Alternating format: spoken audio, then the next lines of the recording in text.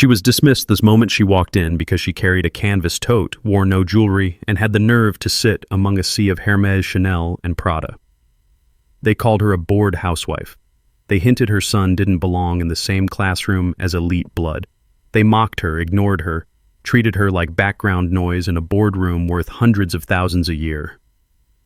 Until the principal pointed at her and said, "Ladies and gentlemen, this is the chair of the State Education Council." The auditorium at Wellington Grove Private Elementary in Massachusetts turned to ice, the weight of those words sinking into the polished mahogany tables like a guillotine's blade. The March Parent Council meeting was no mere formality. It was a high-stakes arena where the elite parents, whose children carried $2,000 backpacks and whose lunchboxes were curated like art, vied for control over the school's future. With annual tuition exceeding $45,000, Wellington Grove was a fortress of privilege, its marble-floored auditorium aglow with a chandelier that cast a sterile light over the gathered power players. The agenda, governance reform, and scholarship fund strategy was a polite mask for their real aim to keep the school an exclusive enclave, untouched by those they deemed beneath them. Whispers of a secret state. Education Council representatives sent to evaluate the school's eligibility for state funding hung in the air like a storm cloud, but no one knew who it was.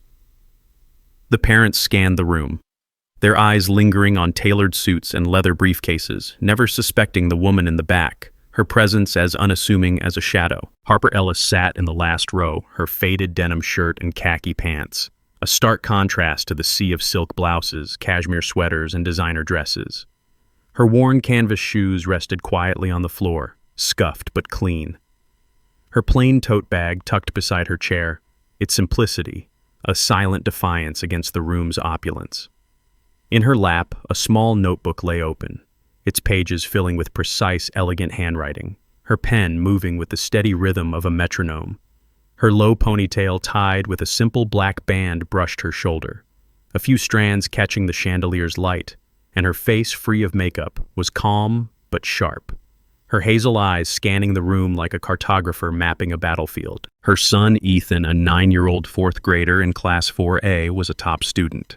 His report cards a cascade of A's, his essays pinned on classroom walls, but he was an outcast. His plain lunchbox and second-hand backpack, targets for cruel whispers of scholarship, kid, and charity case. Harper's presence was an anomaly, her silence a fortress, as the parents postured, their voices dripping with entitlement, their Rolexes and diamond earrings glinting like armor. She wrote in her notebook, each stroke a record of the room's dynamics, while the elite dismissed her as irrelevant, a nobody who'd wandered into their gilded world. The chandelier's light glinted off her only adornment, a thin silver ring on her left hand, its understated elegance a subtle hint of a life they couldn't imagine, a life they were too arrogant to question. The meeting began with a hum of self-important chatter, the parents' wealth on display as they debated scholarship quotas with the casual arrogance of those who'd never known want their manicured hands gesturing with the confidence of untouchable power. Kendall Wexley, her Hermès Birkin bag, a gleaming centerpiece on the table, spoke first, her voice carrying across the auditorium like a siren's call. "We're here to discuss scholarship funding. But let's be honest, we need to protect our community standards," she said, her eyes flicking to Harper, a predatory glint in her gaze. "Some students and their parents don't embody the Wellington spirit." The room tittered heads, turning to follow her gaze, their smiles sharp and knowing. Richard Hale, a car dealership mogul with a Rolex that screamed, new money smirked, his voice booming across the tables. "I don't pay $45,000 a year for my kid to sit next to someone who packs lunch in a Ziploc bag," he said, his words landing like a slap. The laughter was sharp, a blade slicing through the air, cutting deeper as eyes settled on Harper's canvas tote. Vanessa, Crane, her Chanel suit, pristine, leaned forward with a half smile, her tone syrupy but venomous. "I just think stay-at-home moms should leave policy decisions to parents who actually contribute something real," she said. Her words a deliberate dart aimed at Harper's heart. Harper didn't flinch, her pen moving steadily across her notebook, her face serene, her hazel eyes steady as a lighthouse in a storm. The insults landed, but she absorbed them, her silence, a mirror reflecting their pettiness, her composure, a rebuke to their cruelty. As Harper sat in the back, a fourth-grade teacher, Ms. Langley, addressed the room during a discussion on curriculum standards, her voice sharp and pointed, her posture rigid with self-righteous authority. "We strive for excellence, but some parents don't grasp the academic rigor here," she said, her eyes locking onto Harper with a mix of pity and disdain. "I've seen mothers who can't even help with basic homework. Imagine their kids dragging down our averages." The parents chuckled, their gazes turning to Harper's denim shirt and canvas tote, their amusement a chorus of agreement. "It's unfair to our gifted students." Ms. Langley continued, her tone dripping with condescension. "They deserve parents who match their potential." Harper's pen moved steadily, her hazel eyes unyielding, but the teacher's words were a public shaming implying Ethan's success was, despite her, a stain on her motherhood. A mother nearby whispered loud enough for all to hear, "She probably doesn't even know algebra." The laughter was a whip cracking through the auditorium, each chuckle a lash against Harper's dignity. Harper's silver ring glinted a quiet anchor amidst the storm, but Ms. Langley's attack was a professional condemnation meant to erase her credibility before the elite. Her silence held a fortress against the onslaught, but the teacher's scorn burned a wound that seared the audience's hearts, igniting their fury at the injustice. The room's cruelty escalated as the discussion turned to scholarships, each parent eager to outdo the others in their disdain, their voices. A symphony of classism conducted under the chandelier's unforgiving light. Lila Monroe, a tech heiress with Prada sunglasses perched on her head, like a crown, spoke up, her voice dripping with entitlement. "If we're funding scholarships, let's ensure the recipients fit our culture," she said, her eyes narrowing as they flicked toward Harper. "I saw one kid with a second-hand backpack. My daughter shouldn't share a classroom with that." Her friends nodded, their diamond earrings glinting like daggers in the light. Richard leaned forward, his smirk widening his Rolex, catching the chandelier's glow. "Exactly. We're building legacies, not running a soup kitchen," he said, his voice a bellow that echoed off the marble walls. The laughter grew louder, a chorus of agreement that reverberated through the auditorium. James Thornton, a father in a bespoke suit, chuckled, pointing at Harper's notebook with a mocking grin. "What's she writing? Her grocery list." The room erupted the mockery, a public sport, the parents' amusement, a living thing that fed on Harper's stillness. Harper's pen paused, her eyes lifting briefly, catching Lila's smirk, her hazel gaze a quiet storm brewing beneath her calm exterior. She wrote another line, her handwriting precise, but her silence drew more scorn, the room's elite emboldened by her lack of response. "A mother in a Gucci dress," Claire Dutton added, her voice dripping with faux pity. "Maybe she's planning her son's next thrift store outfit." The laughter was relentless, a tidal wave that crashed over Harper, each word painting her as less her canvas tote and worn shoes, a canvas for their cruelty, their superiority unchallenged as they dismantled her presence. During a pause in the funding discussion, a school board member, Mr. Carver, stood, his tailored suit exuding authority, his silver hair gleaming under the chandelier.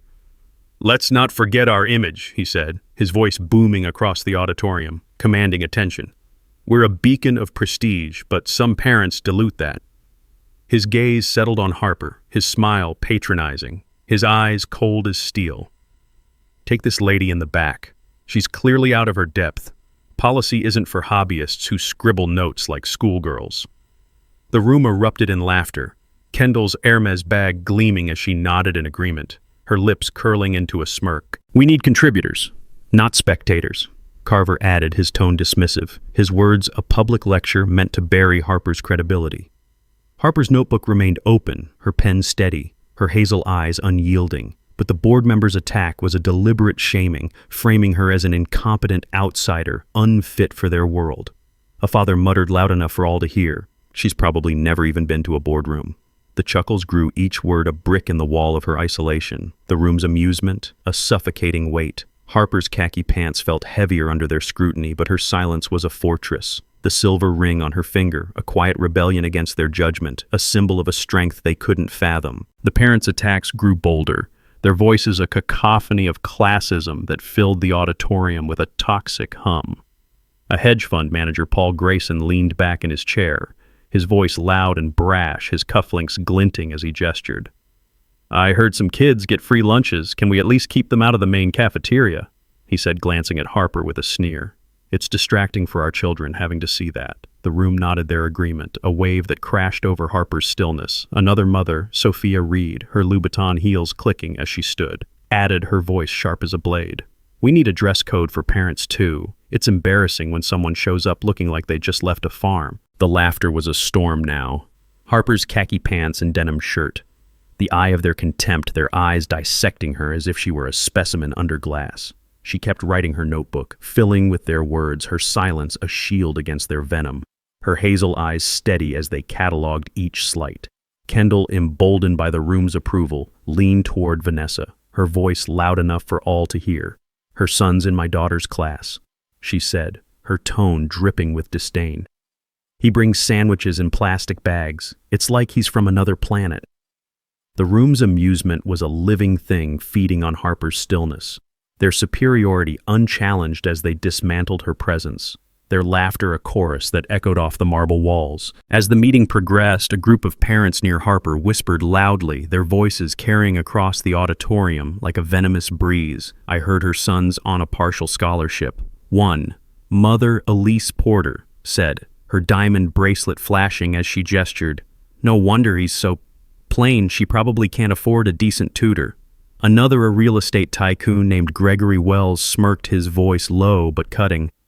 "What does she even do all day? Knit."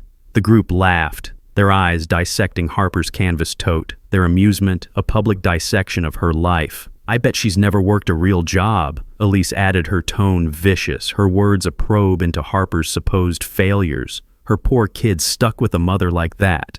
The gossip was a deliberate attack, each word implying Ethan's isolation was Harper's fault, a stain on her motherhood. Harper's pen moved, her hazel eyes steady, but the personal nature of their assault stung a wound deeper than their earlier jabs about her clothes. The room's laughter grew, the parents' whispers, a chorus of contempt that reverberated through the auditorium. Her silence held a fortress against their cruelty, but the invasive gossip was a new low, a violation that cut to the core of her identity as a mother. As the parents discussed extracurricular funding, the PTA volunteer coordinator, Mrs. Hargrove, stood, her voice dripping with disdain, her pearls gleaming under the chandelier. "We rely on parental involvement, but some people just don't bother," she said, her eyes fixed on Harper with a sneer. "I've never seen her at a single bake sale or gala. It's like she thinks showing up here is enough." The room chuckled, Vanessa's Chanel suit rustling as she nodded in agreement, her half-smile sharp as a blade. "Maybe she's too busy washing dishes." Mrs. Hargrove added, her smile cruel, her words a public rebuke meant to paint Harper as lazy and uninvolved. Harper's notebook lay open, her pen steady, her hazel eyes unyielding. But the coordinator's remark was a deliberate shaming, framing her as a negligent mother who embarrassed her son. A father whispered loud enough for all to hear, her kids probably ashamed of her. The laughter was relentless, each word a nail in Harper's coffin. The room's amusement, a suffocating weight. Harper's silver ring caught the light, a quiet defiance against their judgment. But the coordinator's scorn was a calculated attempt to erase her worth before the elite. Her silence was her strength, but the attack burned a reminder of her perceived worthlessness that seared the audience's hearts. A Wellington Grove alumna, now a parent.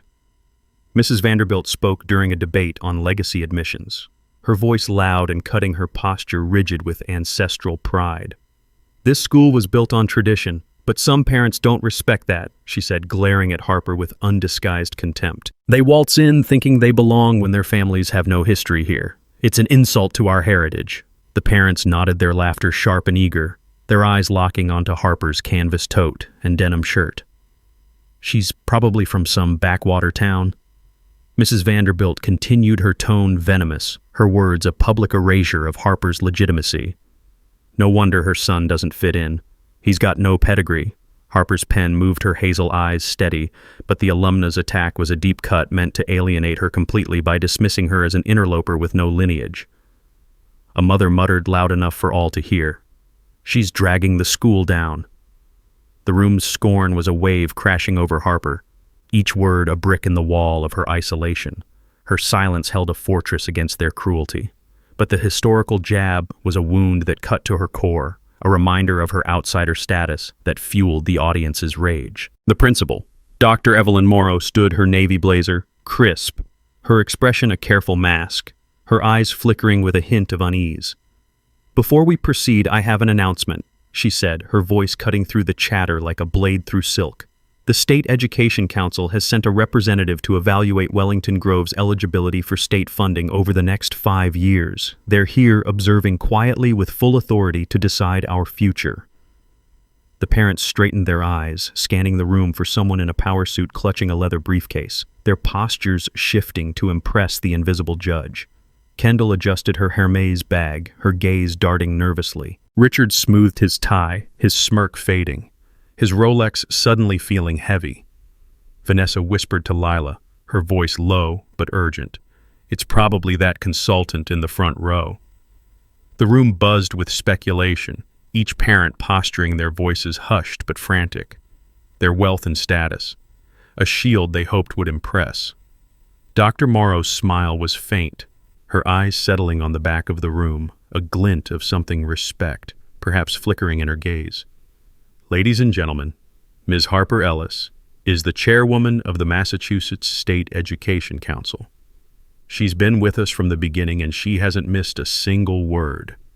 The chandelier's light seemed to flicker, the room's oxygen vanishing as 36 heads turned to Harper, their faces a gallery of shock, fear, and dawning regret. Kendall's face drained of color, her Hermes bag slipping slightly, its $50,000 price tag now. A mocking weight, Richard's Rolex hand froze, mid-gesture, his car dealership empire suddenly insignificant. Vanessa's half-smile vanished, her Chanel suit stifling her earlier words about real contributions echoing in her mind. Harper closed her notebook with a soft snap, her movement slow, deliberate, and stood her 5'6" frame, commanding the room. Her denim shirt was no longer faded. It was a statement. Her khaki pants, a badge of defiance. Her canvas shoes, a silent rebellion against their excess.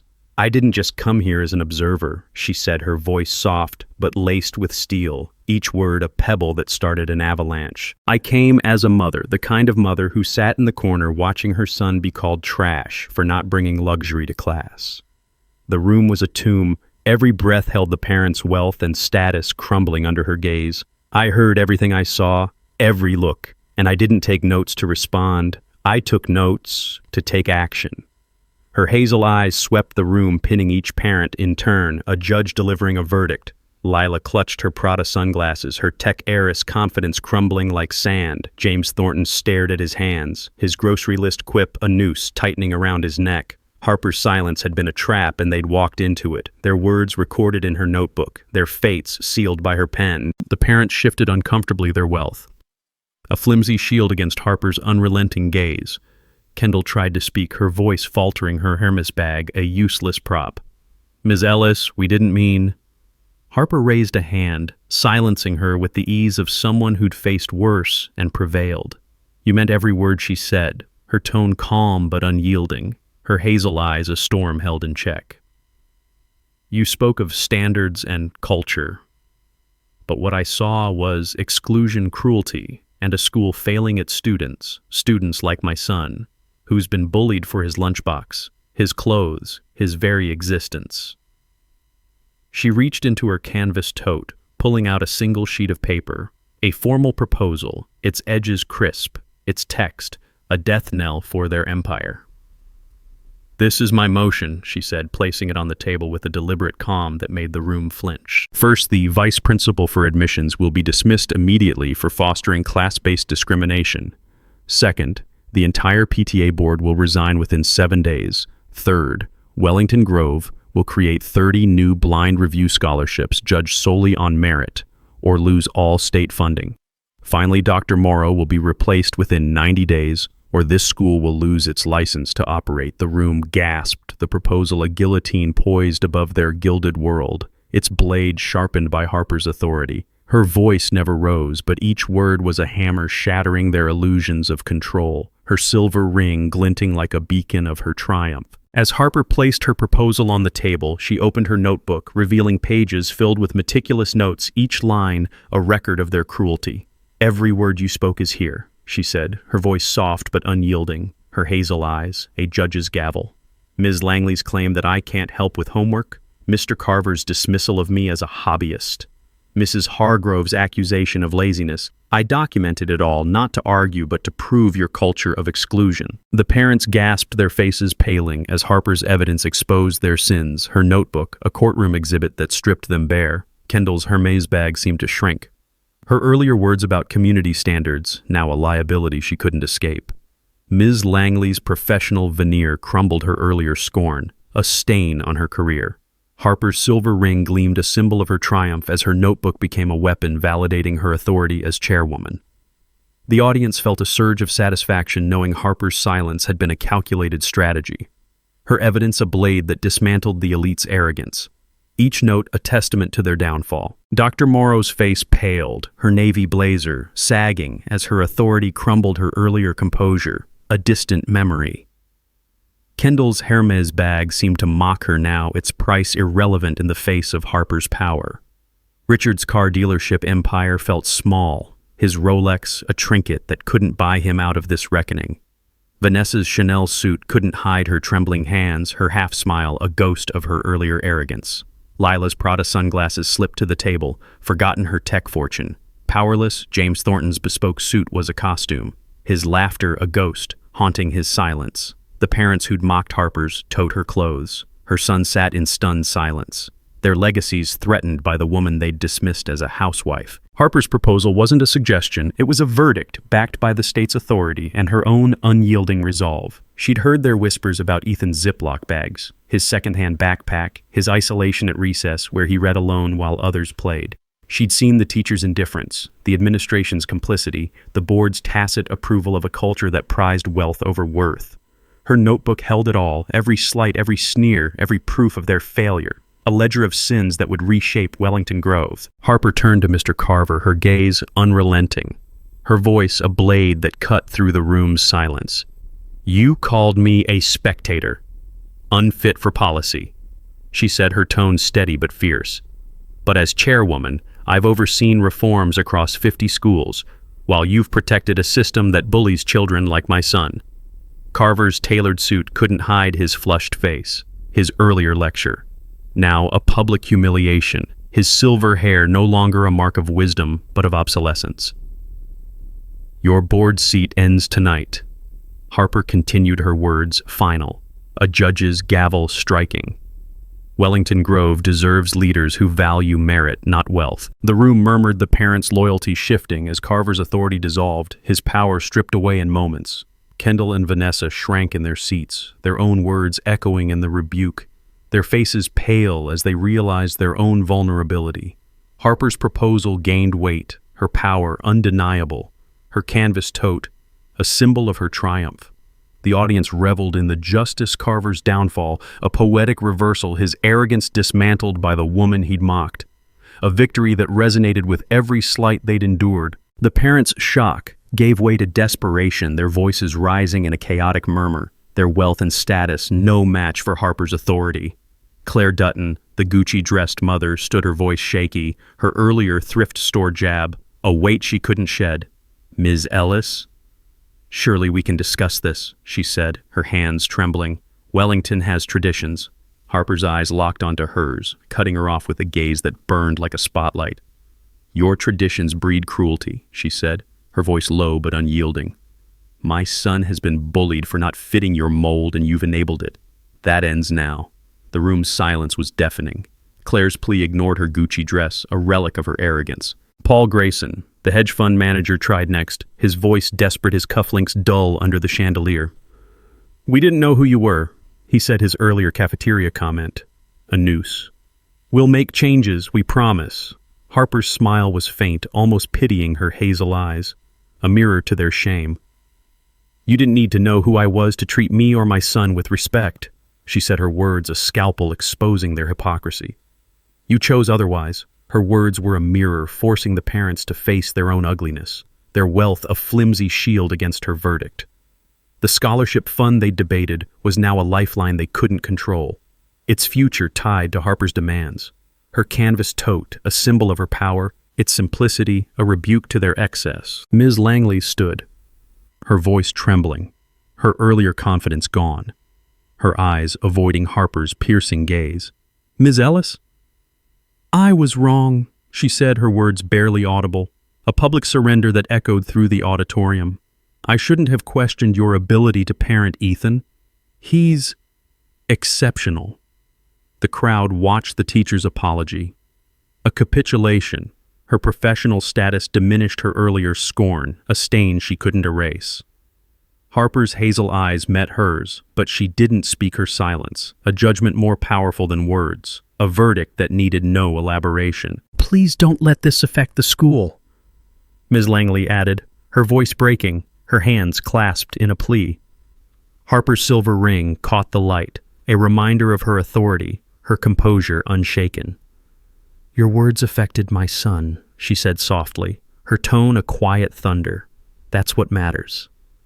The room's hierarchy shifted, the teacher's regret a testament to Harper's triumph, a moment of justice that left another mocker humbled. The audience's heart swelled the apology, a direct consequence of Harper's revealed power, a victory that resonated with every parent who'd ever been dismissed. The room's elite scrambled, their wealth and status no match for Harper's unrelenting authority. Sophia. Reed, the Louboutin-wearing mother, clutched her purse, her earlier dress code. Comment, now a wound she couldn't close. We can fund the scholarships, she said, her voice trembling, her heels no longer a symbol of power, but of instability. Just give us time. Harper's gaze was unrelenting, her hazel eyes a storm that brooked no compromise. You had time, she said, her voice steady. You spent it mocking a child's lunchbox, my clothes, my presents. Time's up. The parents' faces were a gallery of shame, their earlier laughter a ghost haunting the room, their wealth powerless against her verdict. Dr. Morrow tried to intervene, her voice strained, her navy blazer sagging as her authority crumbled. Ms. Ellis, let's negotiate a timeline, she said. But Harper was already moving toward the exit, her canvas shoes silent on the polished marble floor, each step a declaration of her power. The parents watched, their eyes wide with panic, their empire of privilege teetering on the edge of collapse. Kendall's Hermes bag sat untouched, her words about community standards, a noose tightening around her neck. Richard's smirk was gone, his car dealerships powerless against Harper's authority. Vanessa's half-smile had morphed into a grimace, her Chanel suit a relic of her arrogance. Lila's Prada sunglasses lay abandoned, her tech fortune irrelevant. James Thornton's bespoke suit couldn't hide his flushed cheeks, his grocery list joke a wound he couldn't close. Harper's motion was a seismic shift, its implications rippling beyond the auditorium, a tidal wave that would reshape Wellington Grove's future. The vice principal for admissions, a gatekeeper who'd favored wealth over merit, would be gone by morning, his office emptied, his legacy erased. The PTA board, a clique of Kendall's allies, would dissolve their influence, extinguished like a candle in a storm.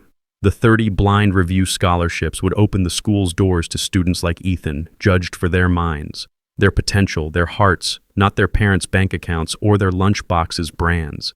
And Dr. Morrow, whose complicity had allowed the culture of exclusion to thrive, faced a countdown to her exit, her 90 days a ticking clock that echoed through the room. Harper's authority as chairwoman of the State Education Council was no mere title. It was a sledgehammer wielded with precision, forged in years of navigating power structures they couldn't imagine. She'd sat in the back absorbing their cruelty, not because she was weak, but because she was collecting evidence. Her notebook, a ledger of their sins, each entry, a nail in their empire's coffin.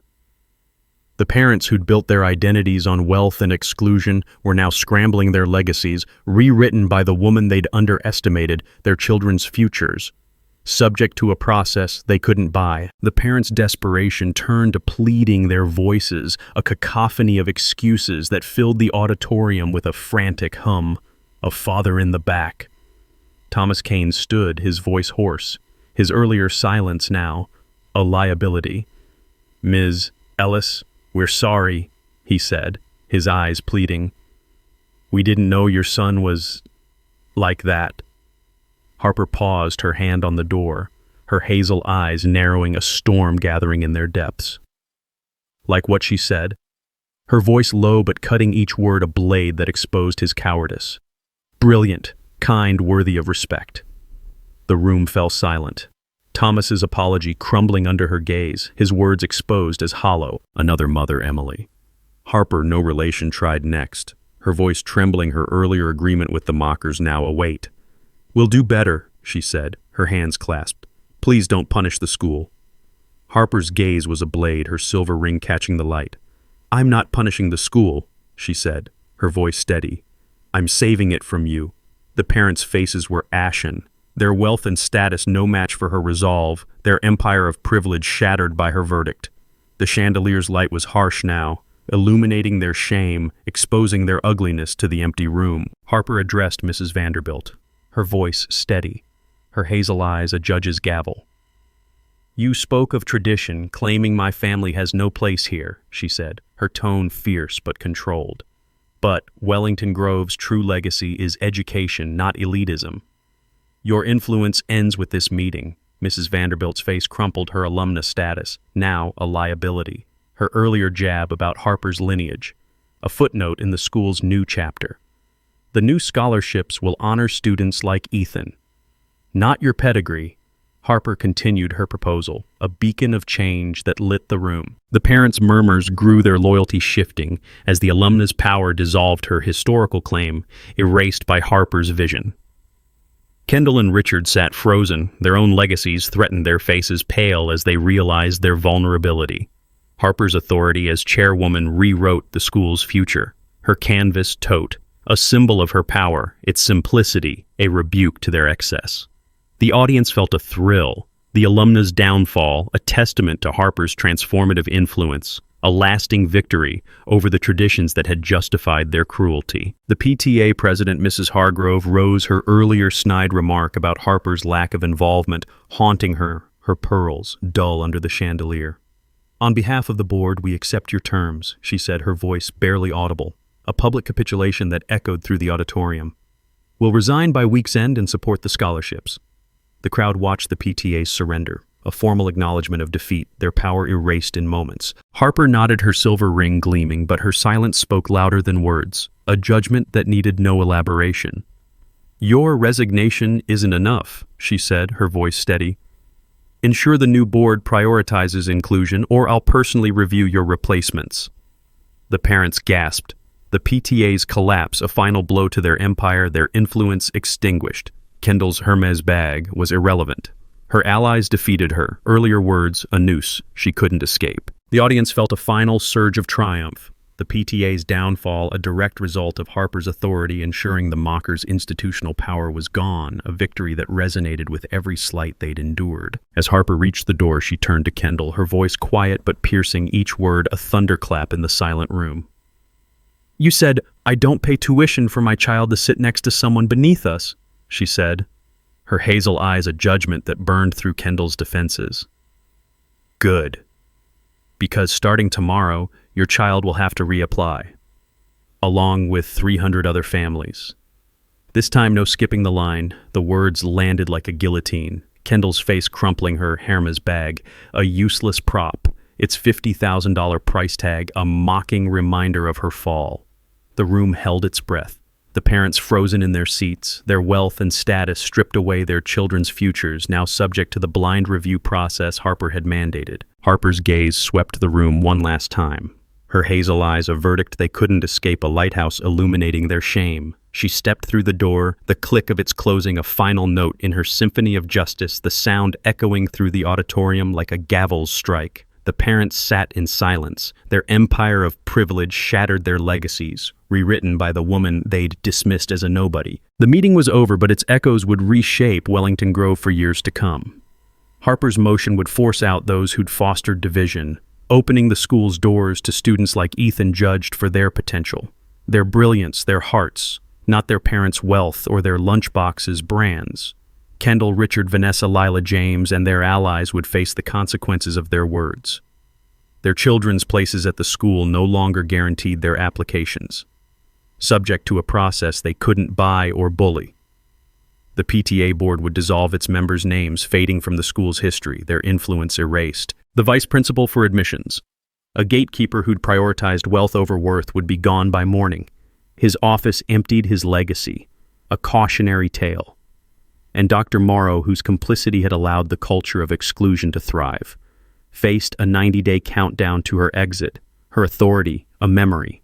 Harper's canvas tote, her denim shirt, her quiet presence had been a mask for a power they couldn't fathom, a strength forged in years of navigating power structures, of protecting her son from a world that judged him for his simplicity. She'd walked into their world, absorbed their cruelty, and turned it into a reckoning. Her notebook, a ledger of their sins, her authority, a tidal wave that swept their empire away. Wellington Grove would survive, but it would be Harper's vision, a school where Ethan and others like him could thrive, where merit trumped money, that defined its future. The elite who'd mocked her son's Ziploc bag, who'd called her a bored housewife, were now the ones scrambling their legacies, rewritten by the woman they'd ignored. Like, what just happened? Then, like, share, drop a comment for every time someone underestimated a quiet woman, and subscribe for more stories where silence hits harder than shouting.